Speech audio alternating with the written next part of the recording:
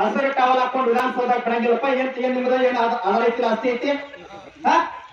ವಿಧಾನಸೌಧ ನಮ್ಮ ಜಿಲ್ಲಾದಾಗ ಕಟ್ಟಿ, ಬೆಂಗಳೂರು ನಮ್ಮಲ್ಲಿ ಐತಿ, ಬೆಳಗಾವಿ ನಮ್ಮಲ್ಲಿ ಐತಿ.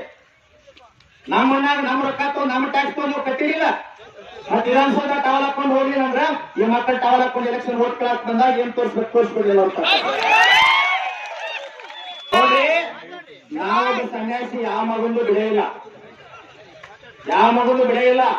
ಈ ಕೈಬಿಂಬಲ್ ಹಾಕಿರೋಟ ಬಿಟ್ಟಿರೋಟ ನಂದೇನು ಸುಮ್ಮನೆ ಜಗಳಿಲ್ಲ. ಯಾವ ಮಾತಾಡ್ತಾನ್ರಿ?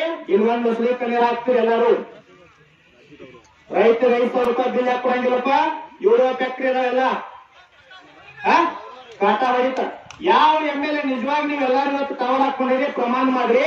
ಯಾವ MLA ರೈತನ ಬೆಂಬಲ ಬೆಲೆ ಕೊಡ್ರಪ್ಪ. ತೊಗರಿ ಬೆಳೆ, ದ್ರಾಕ್ಷಿ, ಕಡ್ಲಿ, ಹೋಳಿ, ತೆಂಗಿನಕಾಯಿ, ಕೊಬ್ಬರಿ ಯಾವ ಮಗ ಮಾತಾಡ್ತಾರ?